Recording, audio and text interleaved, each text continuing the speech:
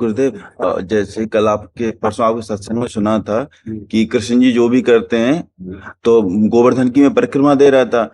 उसके बाद कृष्ण कुंड के पास पहुंचे तो मेरा पैर फिसल के आधा शरीर कुंड में चला गया था, तो दूसरे तो उन्होंने पकड़ लिया हाथ, मतलब अंदर नहीं जाने था। तो इसका मतलब क्यों गलती हुई थी क्या, क्या? नहीं, कोई घटना घटनी थी, भगवान ने बचा लिया आपको।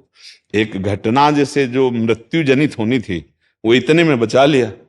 हाँ, बहुत कृपा। अगर यहाँ कहीं कोई चोट लग जाए तो समझो बहुत बड़ा कोई अपराध था और उसको इतने में क्षमापन भगवान ने कर दिया। इसमें गलती नहीं मानी जाती, इसमें भारी प्रारब्ध का संयोग होना था कि आपको मानो डूब के मरना था, तो भगवान ने आपको इस घटना में, क्योंकि आप परिक्रमा लगा रहे हैं, आप ब्रजधाम में हैं, आपको बचा। अच्छा, मान लो आप डूब जाते हो तो आपको भगवत प्राप्ति हो जाती है।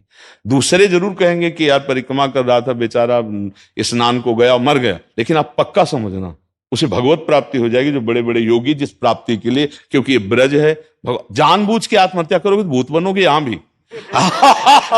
आग भैया, बाबा ने कह दिया तो बोले वो ऐसे ही उबे है संसार से, नहीं भूत बनोगे। हाँ, ये स्वाभाविक घटना की बात कर रहे हैं कि अगर ऐसा कभी मान लो ऐसा, अब वो समझ में तभी आएगा जब हम किसी सत्य वस्तु को अपनाएं, सत्य वस्तु को जाने। नहीं तो लगेगा कि अब समय ज्यादा नहीं से। दो मित्र थे, एक मित्र गलत मार्ग में चला गया, एक अच्छे मार्ग में, रोज गंगा नहाना, नाम जप करना, ऐसा।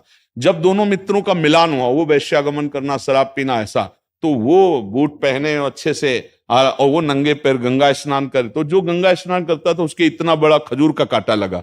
खजूर समझते हैं ना, बड़ा कांटा होता है। पार कर गया, वो बैठ गया, राम राम राम राम ऐसे कह के।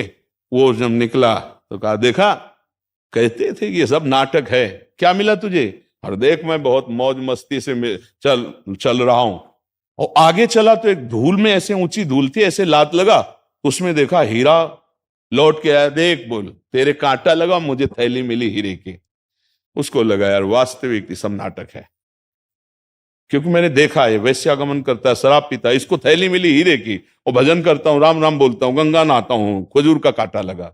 तो जब किसी भक्त को संशय होता है तो भगवान किसी न किसी रूप में आके संशय निवारण करते हैं। तो एक वृद्ध के रूप में भगवान आया, बोले अरे बेटा कांटा लग गया क्या? भगवान की बड़ी कृपा आपके ऊपर है। बोले आप कैसे कह सकते हैं भगवान की कृपा? ये कृपा है, कृपा तो उसके ऊपर है। देखो ना, वो हमारा मित्र जो गया, तो उनका बेटा, तुम्हें दोनों की बात याद नहीं, तुम्हें पता नहीं, इसने पूर्व जन्म में सुकृत किए हैं और अब पाप कर रहा है। ये आजीवन चक्रवर्ती सम्राट के पद का भोग करता, न बैठता तो भी वैभव होता। इसके पाप कर्म से सारे पुण्य क्षीण होते चले गए। अब ये जितनी असरफी और इसको मिली है, ये जहां इनको भोग लेगा, इसका पुण्य खत्म होगा, इसकी दुर्गति शुरू हो जाएगी। और तुमने जो पाप किए हैं सब गंगा स्नान से नष्ट हो गए। तुमको इसी क्षण सूली की सजा राजा के यहां मिलनी थी, तो खजूर के कांटे से निपट गई। भगवान के गंगा स्नान का फल हुआ सूली की सजा खजूर के कांटे, और उसको राजपद का सुख मिलना था, सारे पुण्य नष्ट हो गए, बस ये थैली भर रह गई है। इसका जहां प्रयोग करेगा तो उसके सारे पुण्य खत्म हुए, फिर इसके ऊपर पाप का, तो उन्होंने बचा लिया, नहीं तुम्हारी भक्ति में ही निष्ठा खत्म हो गई है। तो ये घटनाओं का अगर ज्ञान ना हो तो फिर अंदर से अश्रद्धा हो जाएगी। तो श्रद्धा अगर हमारी टूट जाए तो फिर हमारी भक्ति में बाधा पड़ती है। नहीं तो आप सच्ची मानिए, पैर फिसलना या चोट लगना या किसी भी तरह की हानि होना, बहुत बड़ी हानि को भगवान ने छोटे में कर दिया। क्योंकि भगवान तो सर्वज्ञ है ना। अब गिरिराज जी की परिक्रमा लगा रहे, वहां पाप कौन हो सकेगा? पाप थोड़ी कुछ बना, हमारे पाप का नाश किया गया। ये बात समझ रहे हैं आप?